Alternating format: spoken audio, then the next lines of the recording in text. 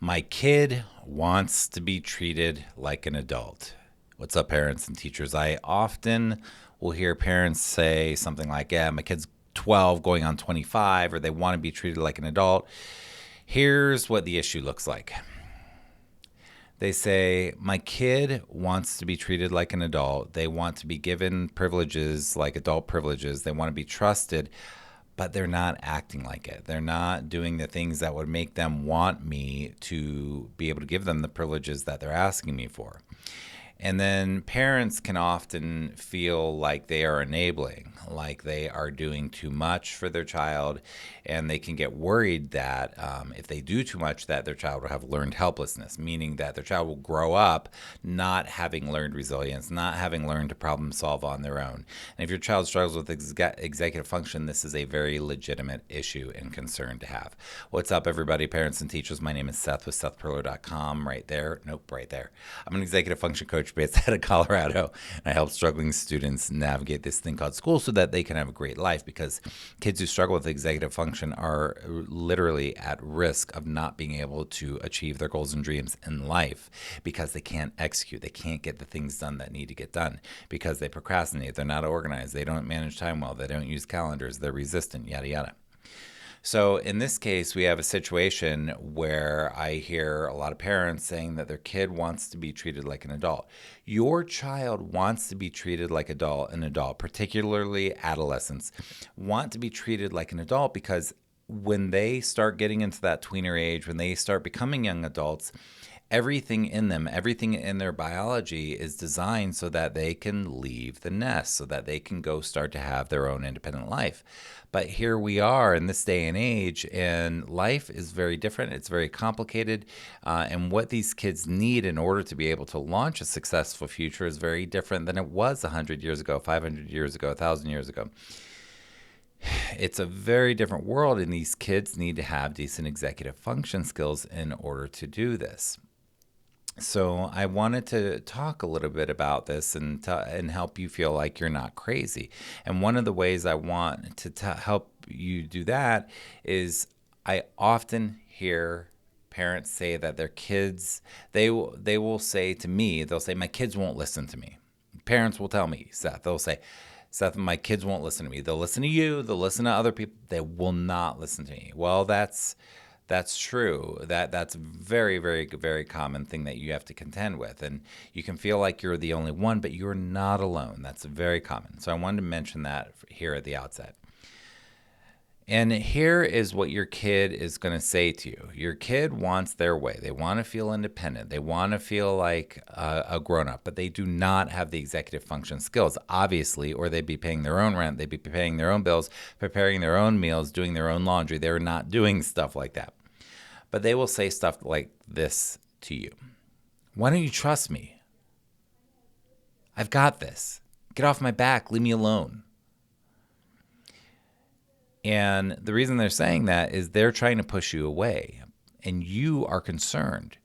So at that moment, when they're pushing you away, that I think is the moment when you have to decide, how am I going to respond to this? What's the best way to respond? How can I respond to this in a way where I'm not enabling them? And I'm not doing everything for them. I'm not shaming them. I'm connecting with them as best I can, at least for my part of it. I'm helping them know that I'm there for them. And I'm also setting a boundary. That's a really tough question for parents. So you guys have a hard job deciphering when do you back off and when do you set the boundary. The brain is developing. These kids don't have what's called future thinking. So the adolescent brain is not very good at future thinking. They're not very good at connecting the dots between the consequences of action or inaction. So when they're not doing homework over and over and over, they're not good at thinking through the consequences. They just think, it'll work itself out. And then it doesn't. So they're not good at future thinking. That's not going to happen. Their brain's not going to change tomorrow. So don't expect that, parents. The brain is still developing. Your kid is supposed to start to get more independent. Their job and your job is to start to let go, gradual release of responsibility, let out the reins a little bit, but in a safe way.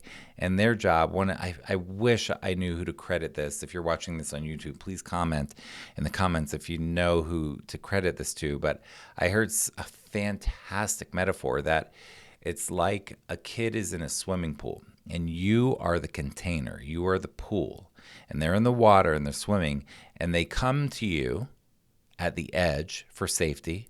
They come to connect with you. Hey, what's up, Mom? Hey, what's up, Dad? How you doing? And then next thing you know, they're kicking off of you. And that's when, things seem to be going well with your kid. Next thing you know, they're yelling at you or cussing you or being disrespectful or whatever, and they're pushing away from you. And they're going out and they want to go out and explore the middle of the pool. But they're not ready to just tread water for a long time and really be on their own.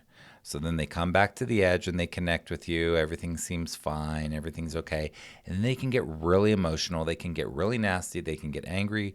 And they kick off of you and they push you away again.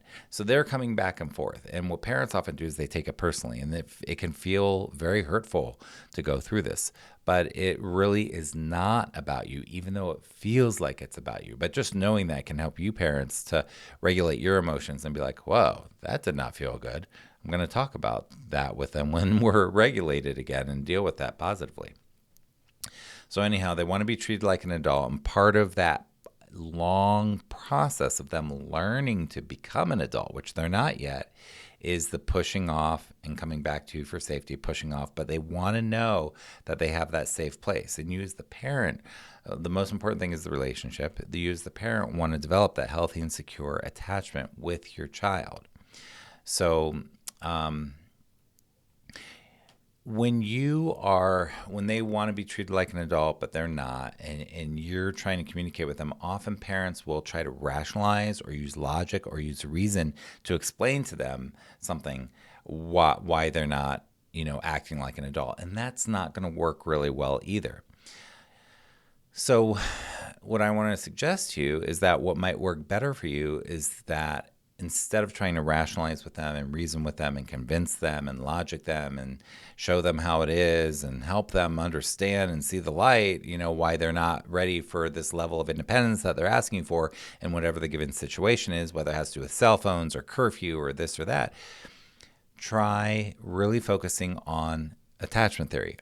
If you don't know about attachment theory, it's on my blog. It's all over the place. Look up attachment theory. But you want to be creating healthy and secure attachment, not anxious or avoidant insecure attachment. I know I said that fast. Don't worry if you don't know all about that. But essentially what you want to be thinking is this. In order to build a more secure attachment with your child so that you have a fantastic relationship, which is the most important thing ever, regardless of grades, regardless of if they get into a college, regardless of jobs and getting fired or blah, blah, regardless of any external circumstances, your relationship is the most important thing as far as I'm concerned. So secure attachment means that you're building a better and better relationship with your child where you, the parent, are creating a dynamic with your child where they feel heard, where they feel seen by you, where they feel like you understand them, where they feel like you get them, where they feel like you've got their back. Now, in an ideal situation, a secure attachment goes both ways. You both feel this way. You feel like your kid gets you, has your back, understands you, sees you, hears you, tries to really listen to you, tries to understand where you're coming from. Of course, they are the child. they are designed to push your boundaries and push your buttons and see where the boundaries are and test them. And they want boundaries. They'll never admit it, but they do want clear boundaries. And they want to know why the boundary is there also. Doesn't mean they're going to like it. But anyhow, you, at these times when they want their independence and you want to logic them, really get away from trying to convince them of anything and try to say, well, what do you mean? Where are you at with that? I want to understand you. Why do you want, that privilege or that freedom or whatever? I really want to understand. Oh, you're mad at me because I won't give you that? I really want to understand you. I want to see you. I want to hear you. I'm listening. I really am listening. I'm not going to change my boundary on this. Well, maybe if you convince me, but I'm not going to be manipulated, and I'm not going to do it if I really don't agree, but I will hear you. I want to hear you. I want to understand you. I want to feel connected to you. I want to feel close to you. I want, let's work on this. So really, don't worry so much about them understanding you. Worry about you understanding them and them feeling understood. Your goal is not to change your boundary or anything like that. Your goal in these sorts of conversations is that when they walk away from you, when they walk away from this conversation, even if they're angry, they at least feel seen. They feel heard. They feel understood. They feel like you've got their back. They may not be happy about it, but they're like, oh, my parent won't let me do this. They're so mean and boo-boo. But I know they got my back. I know that they're going to follow through their boundaries. I know their boundaries are firm. I know that, when things get difficult, they're going to be there for me. I know I can talk to them about this stuff. That's how you want them to feel. Like they know they can talk to you. They can come to you. They may not get what they want, but they know that they're not going to be judged. They're not going to be shamed. They're going to be heard. Now, that's a long journey. We have a lot of dysfunction in our families that's been going on for generations. It doesn't just go away. We work on this stuff for years, decades. So, don't feel like that's going to happen tomorrow. But that's what we're working towards. We're not trying to fix them or change them or logic them or preach at them or rationalize. We're trying to build the connection, the relationship, the attachment, the security. I also want to empower you, parents, in this little chat. When your kid wants to be treated like an adult, they are going to push you. They're going to push your buttons. But I want to encourage you, trust your gut. Your gut knows. If you know it's not a good idea, don't let them push that boundary. So I want to empower you to do that. Next thing I want to say is find mentors. When they want to be treated like an adult, and they want to have these conversations with you, try to get other people who are a good example in there. Try to get maybe great relatives or older students or people that are really a good example to be mentors with them. Next thing I want to mention is don't forget about having quality time with your kid where you're not talking about all this stuff. They want to be treated like an adult. It's not always going to happen. But remember, this doesn't have to be big, long, serious, heavy conversations all the time. When you're done, remember to play. Remember to have levity. Remember to have fun with your kid. Remember to build in that quality time. So yes, you're going to have this heavy conversation, but then move on and be playful, be fun, be the parent that you want to be, that you imagine yourself being the best parent. Don't forget your quality time with your kid and building that in. And the last thing that I'm going to mention is when you are trying to connect with them. There's something called co-regulation or attunement. What happens is our nervous systems are talking to each other. And what I want you to do when you're having these conversations and they're trying to explain it to you and you're really trying to attach and understand them in a good way, I want you to notice their body language.